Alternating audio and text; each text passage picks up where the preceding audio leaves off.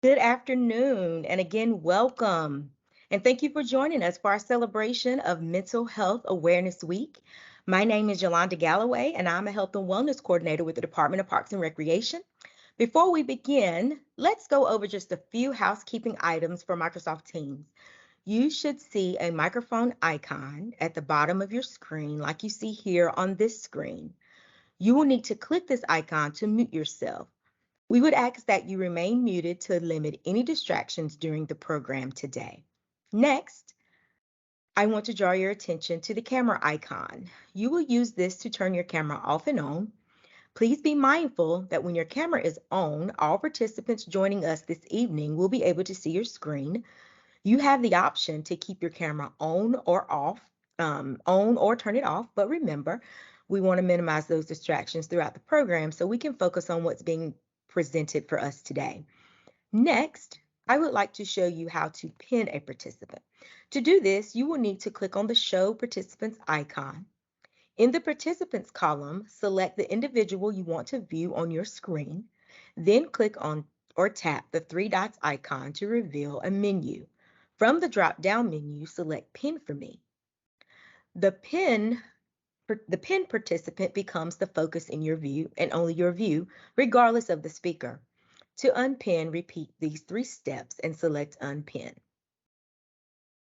Next, I would like to draw your attention to another Teams feature. You can now turn on live captions, closed captions during the meeting. To do this, you will click on the three dots for more options. Then you can scroll down and find the option that says Turn on live captions. Then you will start to see captions at the bottom of your screen. You may choose to turn this feature on if you need it. The last icon I want to tell you about is the chat icon. This will allow you to ask questions throughout the program. To type a question, you will just click on the icon like the one you see on the screen to bring up the chat box, and it should take you to what you see next.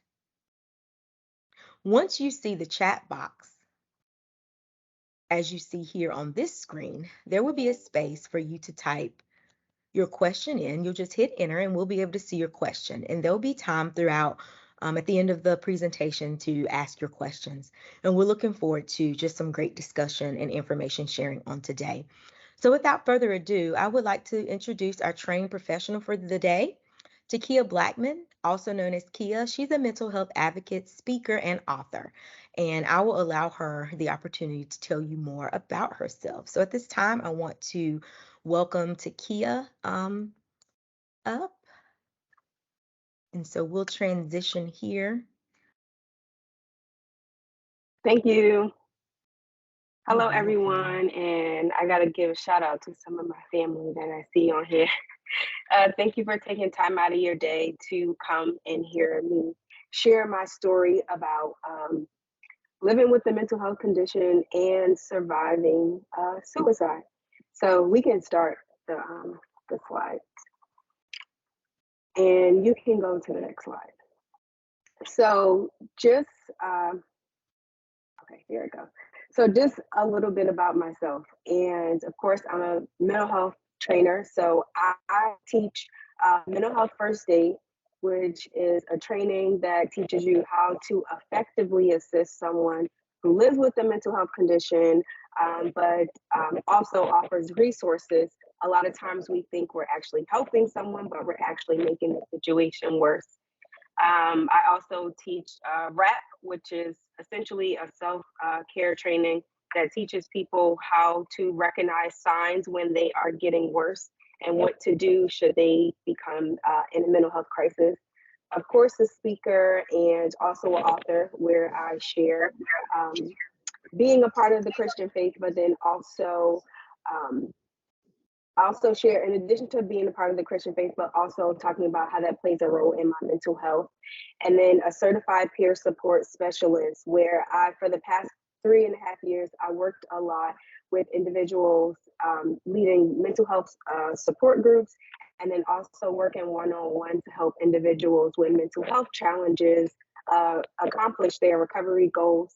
I formerly had a podcast that you can still listen to wherever you want to listen to podcasts, Google Play, um, Apple Podcasts.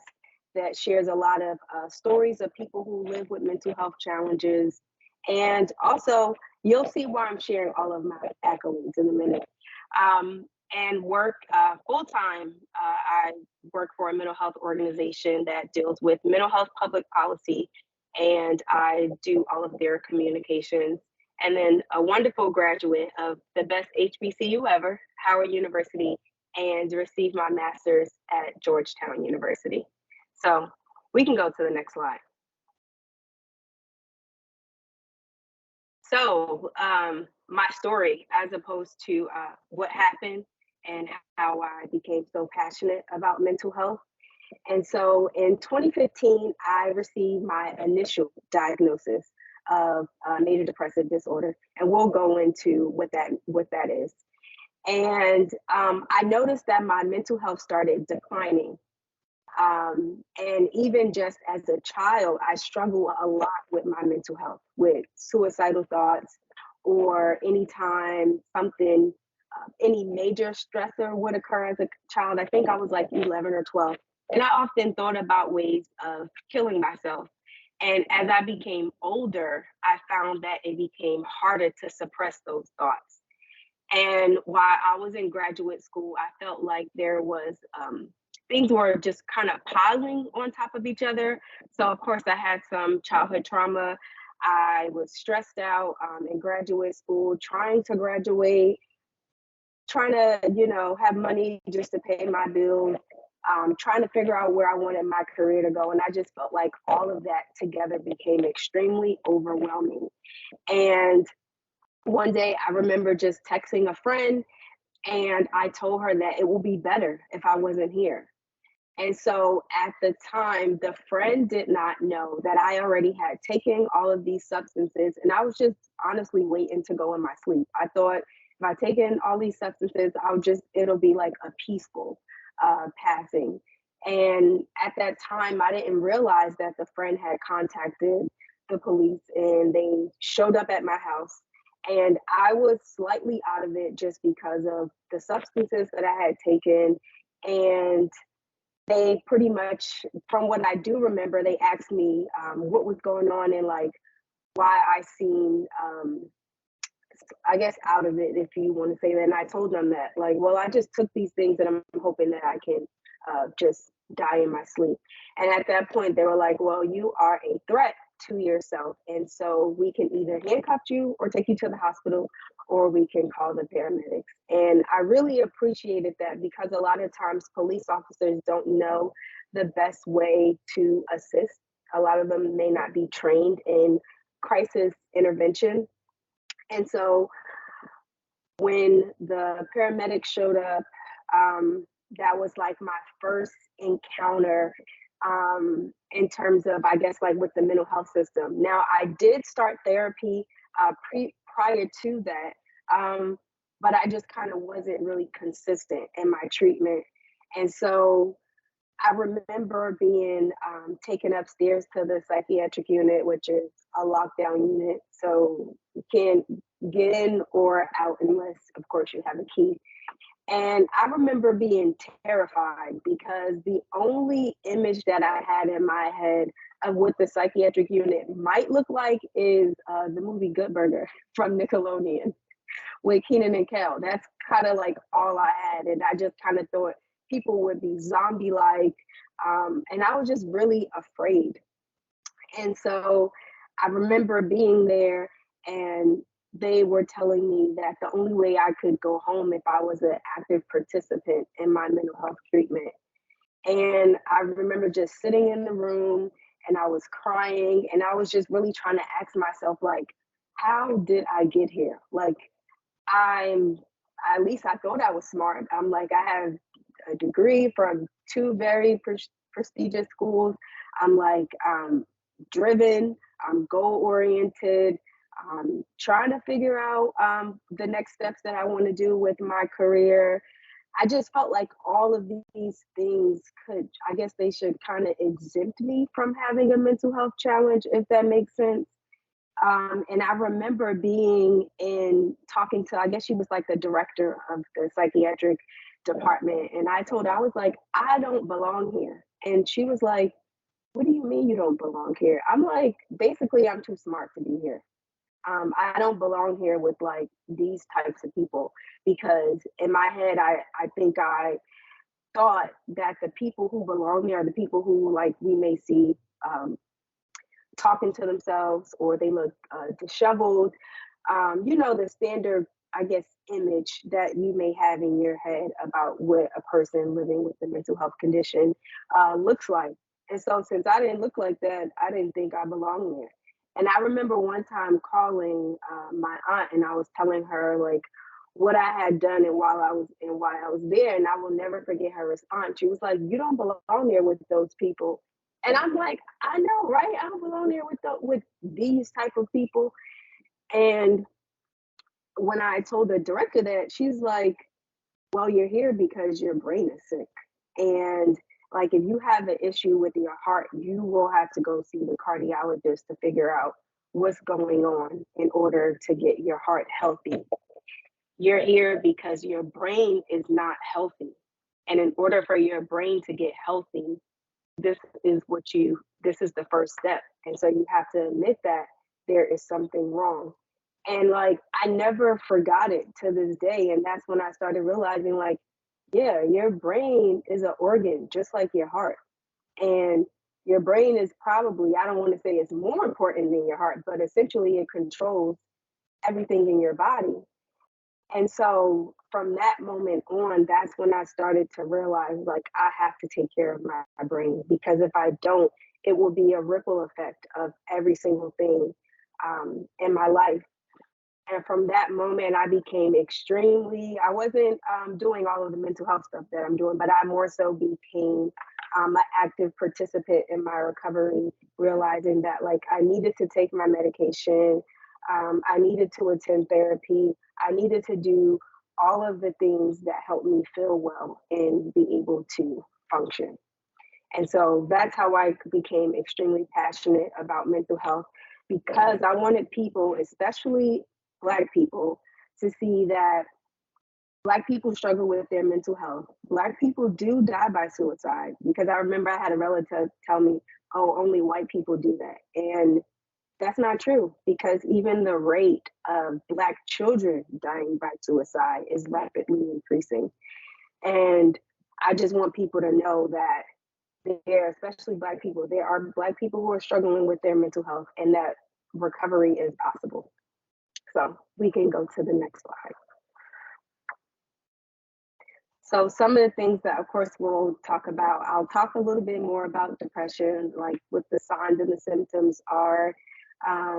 We'll go briefly over bipolar disorder and generalized anxiety disorder because those are all the diagnoses that I got. And then, of course, we'll kind of talk about the differences between mental health and mental illness. And I feel like it's important to know that because a lot of people, they use them interchangeably and they're not the same. And just kind of talking about self-care and, how I developed the self-care plan that I follow every single day. Talk about a little bit of mental health resources and then we'll go into questions. And I will say that I am an open book, so you can literally ask me anything. So yeah, we can go to the next slide. So just kind of, I think it's important that we realize how common mental health conditions are. And it's actually I know some people know, if you do know it, you can put it in the chat. But if someone knows everyone and how many people live with a mental health condition, um, just to kind of go into to show how common it is, and it's actually you can go to the next slide. It's actually 1 in 5 people deal with the mental health condition. So I'm not sure how many people are on. There's 14 people on here, so at least 2 people on here, 2 to 3 people on here lives with a mental health condition. So that's just kind of to show you how common it is. We can go to the next slide. So just kind of going into, thank you. What's the difference between mental health and mental illness? Because I hear a lot of people talking about it and sometimes I often have to correct them just so they do know what it is. We can go to the next slide. So mental health is just the person's their emotional and their psychological state. Just like some people can have poor physical health or they can have great physical health. That's essentially what it is. It's the current mental space that you're in. It's all about your emotional well-being. Now, if we don't take care of our mental health, we can develop a mental illness, or some people call it a mental disorder or a psychiatric disorder. And essentially, it causes significant impairment to a person's ability to be able to function at their best self. So, and we'll talk about some of the disorders. And it's usually a combination of how a person behaves, how they feel, and how they perceive, how they think about the world, how they think about themselves. It's usually very distorted.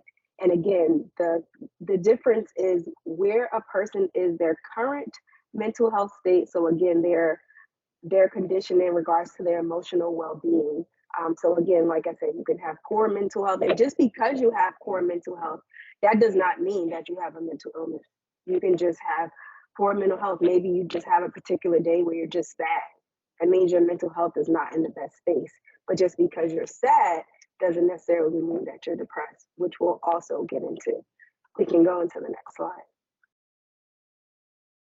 So again, just kind of talking about mental disorders. So mood disorders, a mood disorder, depression or anxiety. Of course, there's personality disorders, eating disorders, substance use. So essentially, the mental health disorders, those are things that cause significant impairment where a person cannot function at their best self.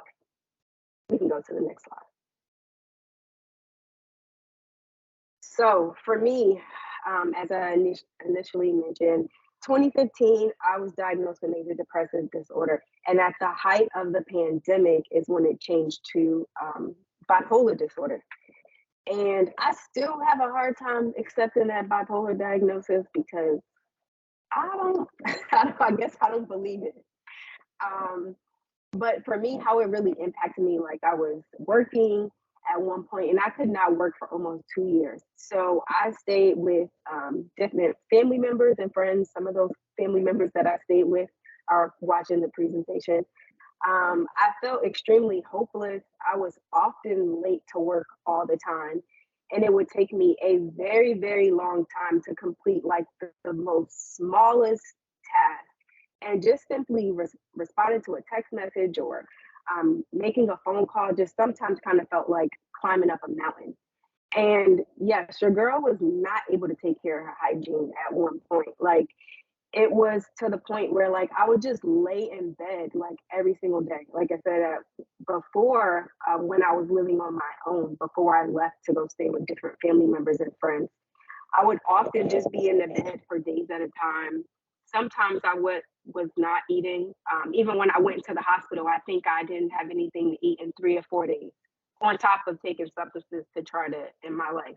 So not eating, sometimes not sleeping, but then there were moments where I would sleep for maybe 10, 15 hours. Of course, I may get up to use the bathroom, but I was not functioning. Of course, it felt extremely hopeless, which ultimately led to attempting suicide. So, again, when we talk about a mental disorder, I'm not, if I'm late to work, if I'm missing deadlines, I can't concentrate, if I'm unable to take care of my hygiene, that's what significant impairment to my to being able to function every single day. That's not functioning at my best self. And so that's how my mental health diagnosis impacted me. You can go to the next slide. So let's kind of getting into MDD, or major depressive disorder. Most people just call it depression. And it is a persistent depressed mood or loss in interest in activity. So things that you normally like for me, like I actually enjoy taking fitness classes. So if I stop taking fitness classes, if I'm starting to isolate, if I'm not responding to text messages, if I'm sleeping for 10 to 15 hours, if I'm kind of calling out of work, and all of those things mean there's some sort of significant impairment. followed also by a depressed mood. So there are symptoms. There's the DSM-5, which is essentially a Bible where all of the mental health professionals go to get their diagnosis. And so I often like to tell people that depression does not always need a reason. You can have everything going well in your life, but sometimes it can be triggered by a job loss or financial or the death of a loved one. Sometimes it can be linked to something, but then other times it's just a chemical imbalance. It's just the way a person's brain is wired. So that does not mean that they're lazy or whatever things people try to say when a person is experiencing depression. And it doesn't discriminate against a person's age, you know, education. No matter how successful you are, you could be the CEO and still have depression, still have bipolar disorder. And so a lot of times people kind of feel like it's a character flaw because it's like, what's wrong with me? Why can't I get out of bed? Or why can't I shake this mood? Or why can't I stop being suicidal or whatever it is? And so it's just important that people realize that it is a illness, just like asthma, cancer, or diabetes. It's the same thing. It's just an illness that's in the brain. Unlike the other illnesses that I just named, they're physical. We can go to the next slide. So just kind of going into some of those symptoms, just so I thought it was important to list those out. So again, it's impacting a person's mood. That person's feeling hopeless. They have a loss of interest in activities that they enjoy. Whatever, maybe there's something that you do. Maybe you go to happy hour once a week with your friend, or maybe you may go visit a family member once a week. And those are things that you enjoy, but you're losing interest in those things or pleasure in those activities. Then that's something to be mindful of. Maybe you're feeling a lot of guilt or you're hopeless, experiencing anxiety. I always like to say that some depression and anxiety are cousins because a lot of times people who experience one, they experience both. So even talk about like behavioral changes. Like some people are just extremely tearful. Like I remember when I first got my diagnosis, I would just cry a lot. Like I didn't even know sometimes why I was crying. I just was crying. I'm extremely irritable if I'm in a depressive state. I'm typically very irritable and snappy.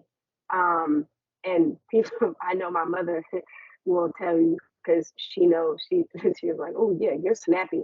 And most of the times, if I'm in a depressed state, I do tend to be irritable, and I start to isolate. Not responding to texts or answering phone calls, and it's not something intentionally. Sometimes I know when I first was diagnosed, I did that because I didn't think people would understand, or people would tell me I was weak. I should pray more. Like I just often felt like people would often place the blame on me because they didn't see depression as an illness. They just see it like, oh, that person, she's just probably being lazy. A person, again, when we talk about sleep disturbances, some people have insomnia. They just cannot sleep, or they feel like their sleep is not restful. Or sometimes, like how I mentioned to me, I may sleep 10 to 15 hours. For some people, they feel it in their body, whether it's excessive hunger, or there's a loss in appetite. Some people eat too much. Like I know some people, they just may binge and just eat a lot because they're trying to fill that emotional void. They may be fatigued, or some people may not eat at all. And it just depends on what spectrum, so all the symptoms that I'm naming here, a person with depression, they're not most likely not going to experience every single thing that I just named. Some people sleep too much, some people don't sleep at all, some people eat too much, some people don't eat at all. It just varies, based upon the person. A lot of people can't concentrate. I know, like how I mentioned at work, it would take me like an hour to do something that should have only taken me 5 to 10 minutes, or they're moving slow. Other people, in terms of their weight, there's like a rapid weight gain, and other people have weight loss. It just depends.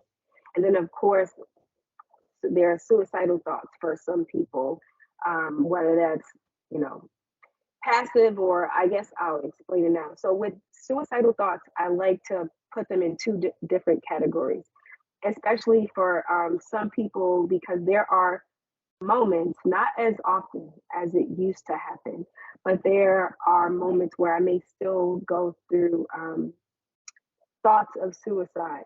I haven't experienced it in at least I'm gonna say a little over a year, but I there's a friend that I have who's great at assisting me, and she's often the one that I go to because some people are not they're not equipped, or it makes them feel uncomfortable in terms of suicide. So my friend Jordan, I'll tell her, oh, I'm experiencing suicidal thoughts, and she often asks, are they passive or are they active? And that kind of help her figure out what she needs to do. So a passive suicidal thought would be like, oh, if I just, if I'm outside and I'm going for a walk and a car jumps the curb, like I'm not gonna try to stop it. So essentially, like you're not gonna try to do anything to stop it. If it happens, it happens. Active for me is like, oh, I have a plan. I know the time that I'm gonna do it. I have the means to do it, whatever things that I need, a rope or pills or whatever. I have the means to do it. Um, and I'm talking about it, actually saying like, yeah, I'm going to do it. And for me, when I'm going to my friend, that often helps us figure out like, what do we need to do? Because obviously, if I'm active, somebody's going to call a mobile crisis line, or she's going to come and she's going to take me to the hospital. And so I like to differentiate the two. That's why I'm always pushing mental health first aid, because a lot of times I could just say I'm suicidal, but a person who doesn't have the background knowledge to how I explain it in terms of passive or active, they would immediately start to freak out, be like, oh my gosh, I need to call the police, or she's going to do this. And a lot of times it's not that the person um, that they, I guess you can say, want to do it. They just want the pain to go away. It's that's usually what it is for me. I I did not want to, I guess you could say, in my life. I just the emotional distress, whatever, everything that was going on that wasn't being dealt with. I just wanted that to stop. And unfortunately, I that was the only thing that I can think of. Of course, now I have a lot of tools and resources, and a great support system that I can go to for certain things. But I just feel like it's extremely important to differentiate that too. So if you happen to get someone who comes to you and they're saying that they're struggling with suicidal thoughts, you can kind of differentiate, is this active? Is this person about to do, or are they just kind of thinking about it?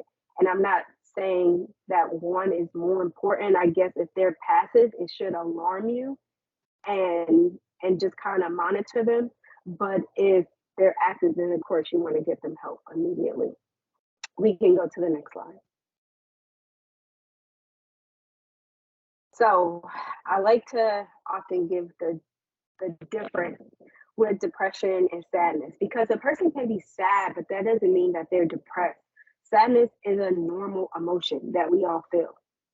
It's, maybe your car broke down, or maybe you just got into an argument with your spouse.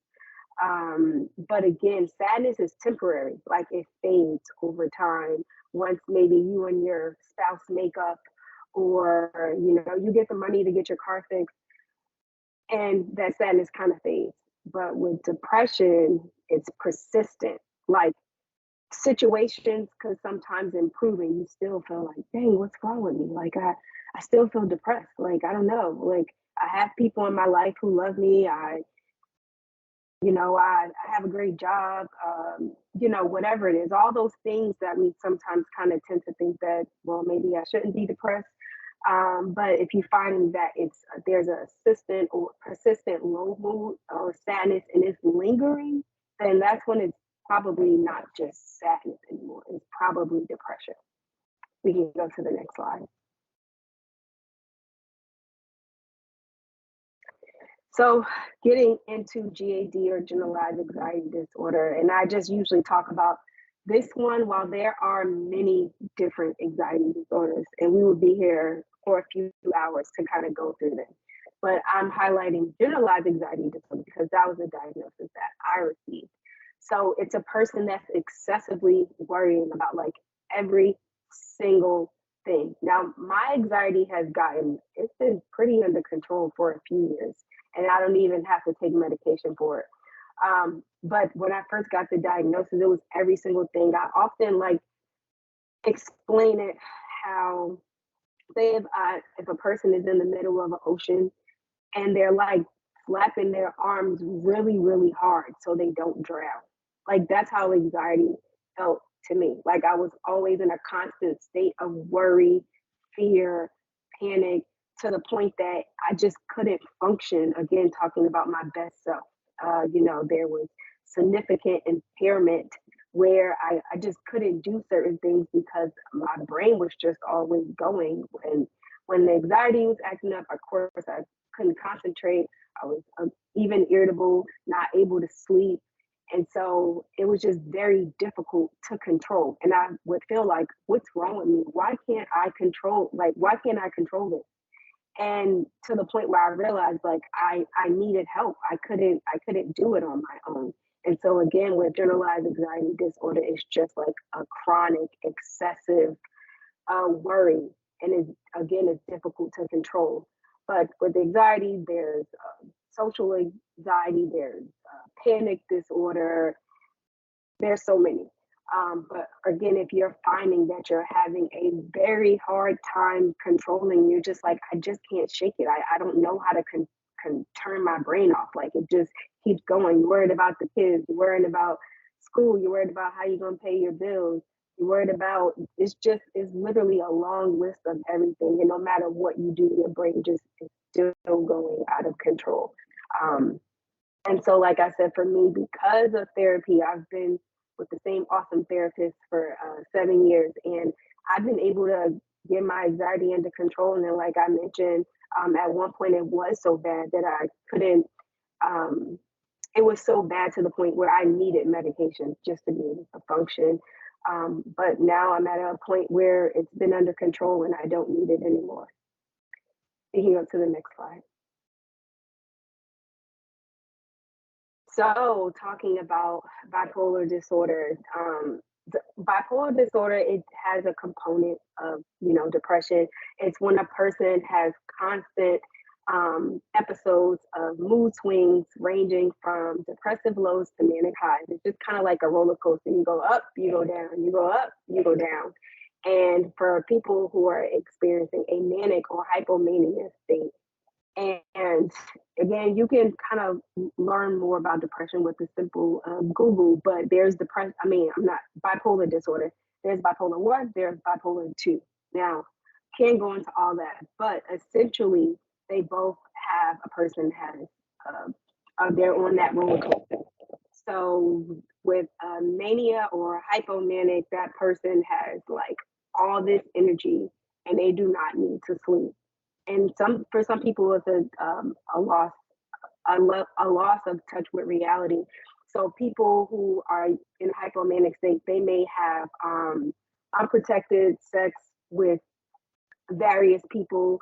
Um, for some people, they can be driving like really fast and kind of having like a lot of rage. They may, for me, sometimes, well, I talk fast naturally, but if I'm in a hypomanic state, I'm really going at it. They don't feel the need to sleep. And it's basically, they just, for me, I'm going to say what it's like for me doing 50,000 things at one time. Like I'm cleaning, or I just kind of feel like Superwoman. I just feel like I can do all these things. And I didn't even realize when I wrote my book 2 years later, when I got the diagnosis for bipolar disorder, the psychiatrist told me the whole time that I wrote my book, I was in a manic state. Didn't even know because I didn't have the bipolar diagnosis and doing all these things.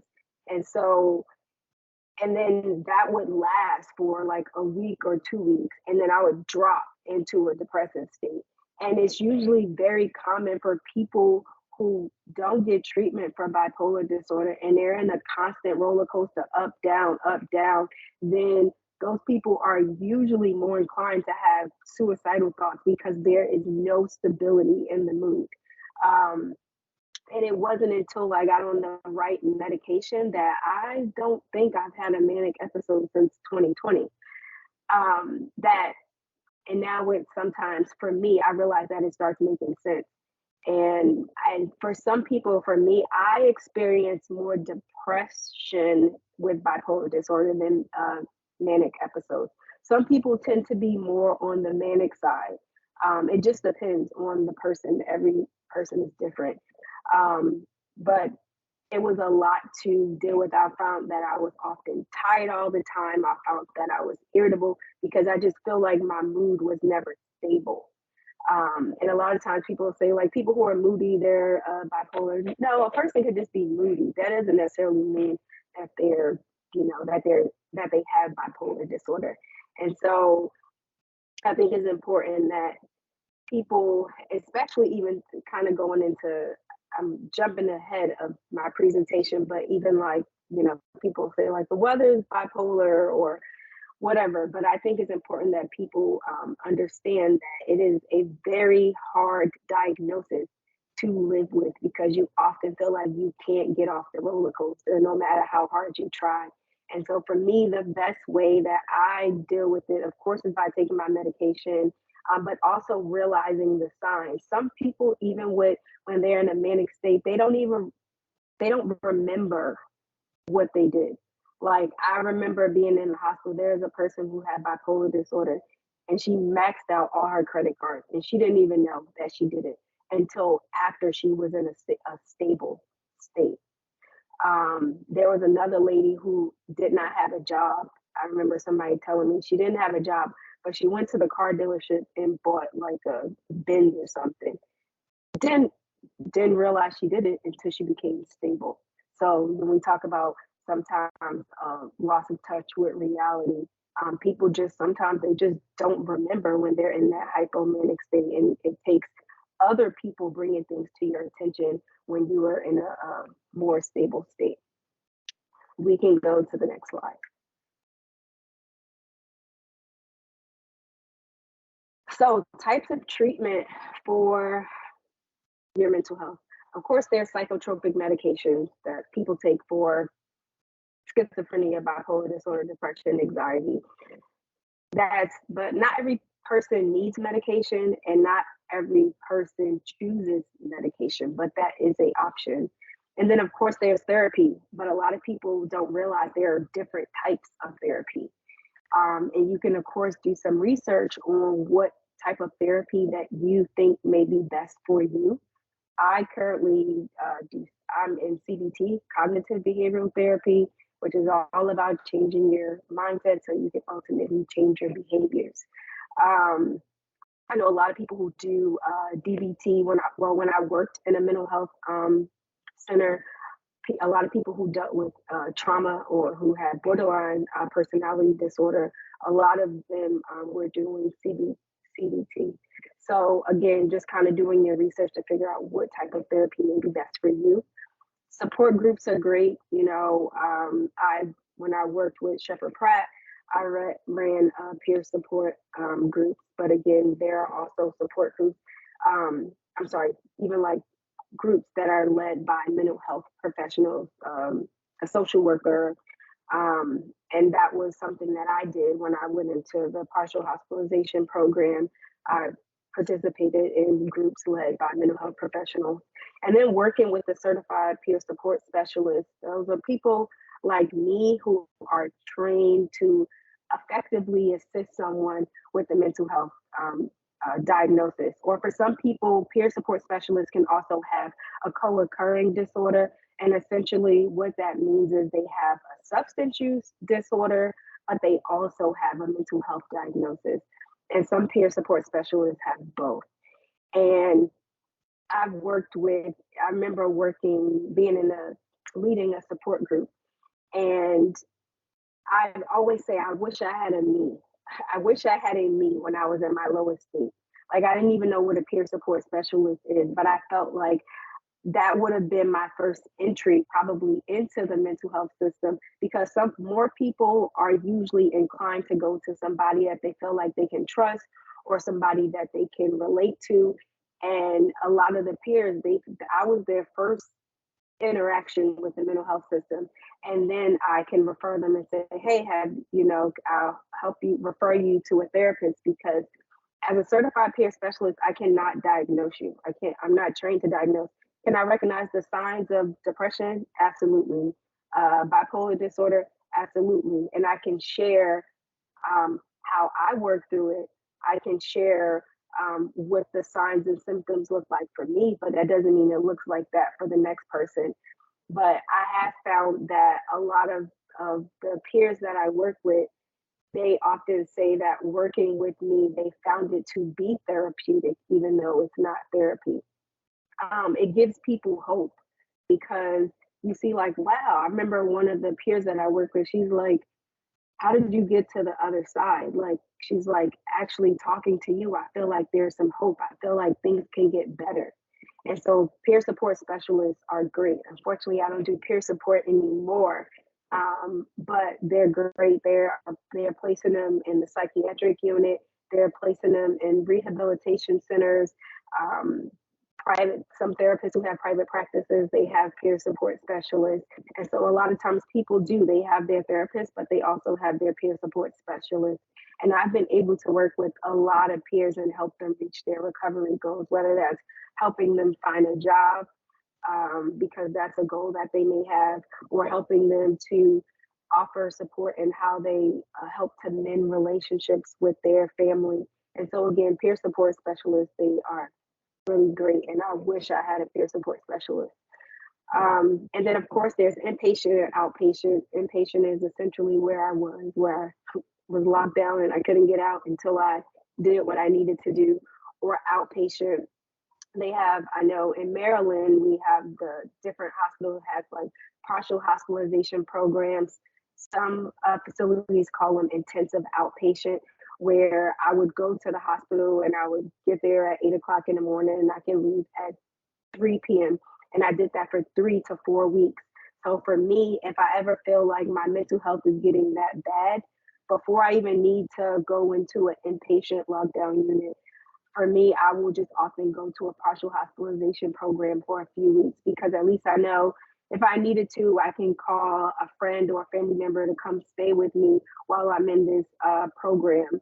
And they closely monitor you. So you have a therapist, you have a psychiatrist, there's support groups. It's extremely intensive. But I found that since I've been out of the hospital for my suicide attempt in 2015 or 2016, I have had 3 times where I needed to go to the partial hospitalization program. And that's just me kind of being proactive before it gets bad, so bad to the point that I need to go inpatient. So those are the different types of treatment and support that people can use for their mental health. You can go to the next slide. So how do you support someone experiencing a mental health diagnosis? Listen non-judgmentally, like that's the biggest thing. A lot of times people tend to be very judgmental. Like, remember someone saying, like, a peer saying, like, I want to kill myself because my boyfriend broke up with me. And then the other person jumped in like, well, that's dumb. Why would you want to kill yourself because your boyfriend broke up with you? That's not listening, not judgmentally. So just again, making sure that you're being super supportive and not judging the person, because if you do, they're not going to want to open up to you. Encourage professional help. Anytime somebody comes to me, I'm going to push therapy until I'm blue or purple in the face, because I've seen the wonders that it can do if you are persistent, if you're consistent in your treatment. I don't think I will be I personally don't think I would be far as I am today without therapy. Again, giving support and validation. Like, people want to be validated, and that's the beauty of therapy, because your therapist will validate you. But I know a lot of times if people come to me, that's one of the things that I often do is validate them. Like, if they say, I just experienced a miscarriage, and say like, oh, well, I'm sorry that happened. That must seem very hard. A lot of people, they just need validation. They want to feel heard. They want to feel understood. Get trained in mental health. I'm always going to say that. I'm trained in mental health first aid, and it kind of goes into depth with some of the things that I talked about. where you kind of go into depression, anxiety.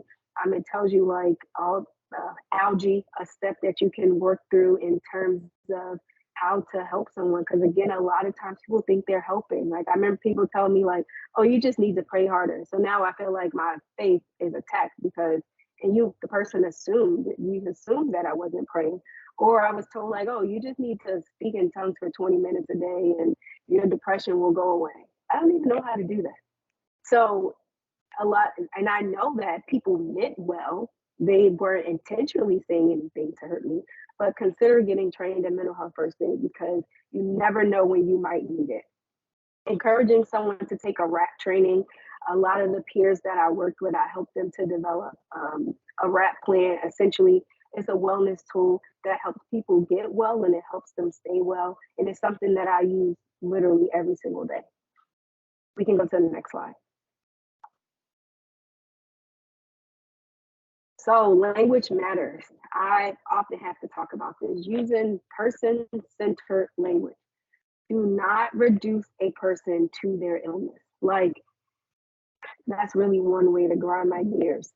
Um, and talking about let's even going into suicide. Like people say that person committed suicide. They are really, really working hard to change how we say that. So, for instance, we'll say a person died by suicide, a person lost their life to suicide, or that person attempted suicide.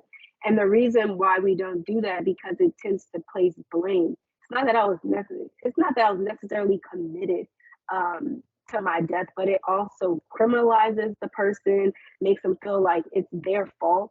And so a lot of people find that term to be offensive when you say commit suicide. So again, just be very mindful and try to really work to change the language to say died by suicide, lost their life to suicide, or attempted. With substance use, they're really working hard to change it to substance use disorder, not a drug addict or substance abuse. A lot of people who live with substance use disorder find that very offensive. So, for instance, Sarah lives with a substance use disorder or with bipolar disorder. People are like, oh, Jake is so bipolar. And it's like, no, Jake lives with a bipolar disorder. We don't walk around saying I have asthma, Takia is asthma, or Stacy is cancer. But for some reason, we tend to do that with people who have mental health conditions. And when we talk about schizophrenia, or you Stacy, Stacy is a schizophrenic. No, Stacy lives with schizophrenia. So it's just important again that we don't reduce people to their illness because we are more than our mental health diagnosis. That's just only one aspect of our life. We can go to the next slide. So, how do I practice self care daily? We can go to the next slide. And essentially, people are like, yeah, I know what self care is. Self care makes up so many different aspects of one person's life. And it's what a person does to improve their own mental health by taking in activities that help them emotionally, mentally, physically, and spiritually. It's really the whole aspect of it. And I often like to say we see it on social media all the time. You can't pour from an empty cup. Or like when you're in the airplane, they tell you to put your mask on first. A lot of times, parents, they'll naturally, oh, let me put my child mask on first, but you can pass out while you're trying to put your child's mask on. So it's important that you are keeping your cup full, so you're giving from your overflow. So you want to make sure your cup is running over so that you have the energy and you have the capacity to help other people. We can go to the next slide. And then I want to make sure I have time for questions, so I'm going to fly through this. But we talk about the dimensions of wellness. So with health, a person's ability to overcome and manage their mental health, having a stable home, having a purpose and feel like they're living a meaningful life and being a part of a community. And so for me, these are things that I often ask myself, and are these areas in my life okay to help me feel like I'm living my best life? You can go to the next slide. And so again, that's that's therapy, that's taking my medication, reading, spending time with family and friends, having my alone time, trying to eat a balanced diet and exercise, And one of the best things that helped me practice self-care is doing work that makes me feel fulfilled. Like just sitting here and talking and sharing my story is really self-care for me because it's very therapeutic and it reminds me of how far I've come. We can go to the next slide. So I kind of talked about all the dimensions of wellness and kind of talking about, for me, I just make sure that all those areas are well, and that's how I feel well. We can go to the next slide. And so I kind of talked about the cup aspect, but I feel like with self care, a lot of people limit it to a manicure, the pedicure, a massage, and those things are great. They do help us feel well. But what I always say, what good is a manicure, a pedicure, a massage if you're broken, seeking validation, or you're depressed? So we need to make sure that the inside matches the outside. We can go to the next slide.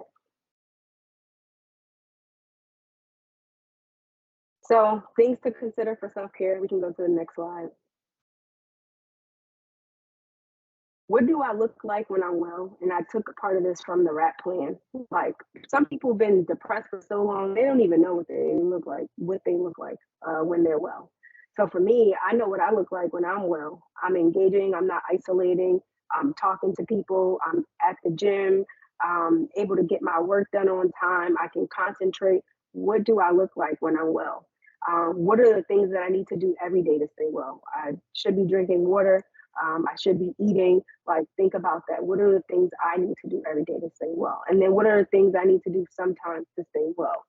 Um, I need to go to therapy once a week. That's not something I have to do every day, but that is something that I do sometimes.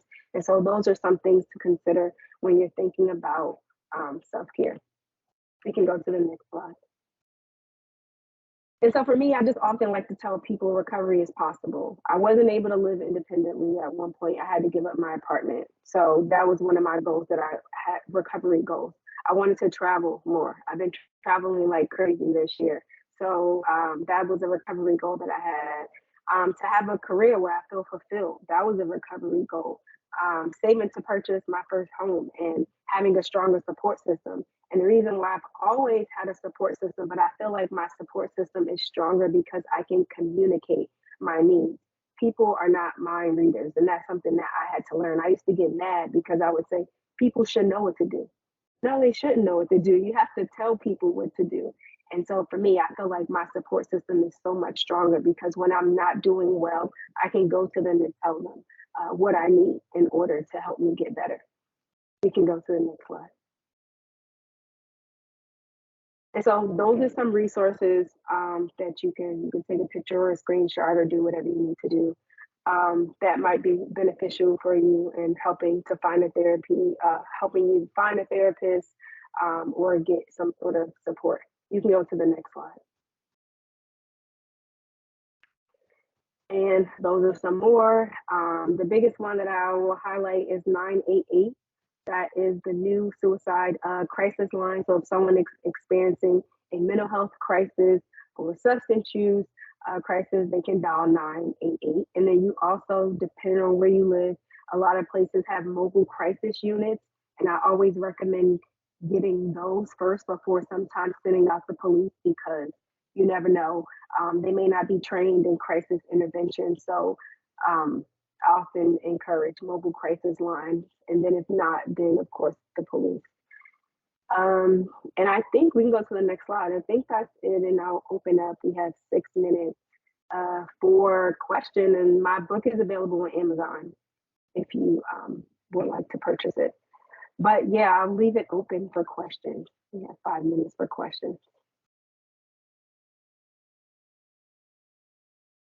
Awesome. Thank you. And Savannah is monitoring the chat. And I'm not able to see that. Were there any questions that popped up, Savannah? I don't see any just yet. I will keep it open and see if any come through. Okay. Well, Takia, we really appreciate your time, you sharing, being so open and sharing your story, and then really giving us some tips and tools that we need to help ourselves and our family members. This was really good, and I appreciate you taking this engagement and being a part of our week of activities. Yeah, thank you for having me.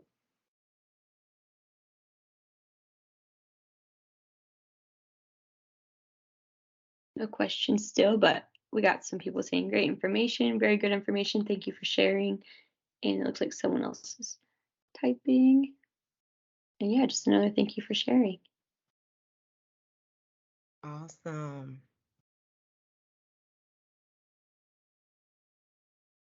Hey, did you want to provide your information if anyone was interested in trainings or anything like that? Sure, I'll put my website in the chat box for anybody who may be interested in taking mental health first aid or taking RAP.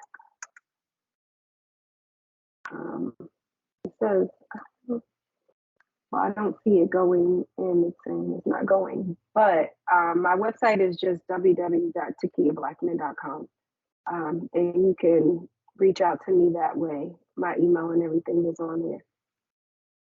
One word, right? I'll type it in here. Takia, one word. Mm-hmm. Takia Blackman, no dash. T hyphen, the hyphen, T blackman.com. with the hyphen. Okay. Did you see that come through? I don't know if is that right? I tried to type it for people. Can I you see it see it in in the there. chat? Okay. Awesome. Yep, takiyablackman.com. Awesome. Okay, great. Thank you all so much for joining us. You are part of the success of the Mental Health Awareness Week activities. We want to welcome you to join us for some of our upcoming activities. We actually have a mental health first aid training, adult mental health first aid, that's being offered tomorrow. If you're interested in that training, feel free to reach out to us. The cutoff for registration is actually in like the next hour, about 2 o'clock. But if you're interested, you can send an email to wellness.pgparks, wellness.pgparks. Why am I drawing about wellness@pgparks.com? My apologies if you're interested in that. And then we also have a virtual session on Thursday night. It's going to be talking about foods to get your Z's on. So foods to kind of help you get a good night's rest and for mental health. And if you would like more information about what we're offering throughout the rest of the week, you can visit our website at wellness@pgparks.com. And we hope that you enjoy the rest of your day. And again, we thank you so much, Ms. Blackman. We appreciate you. Thank you all for joining.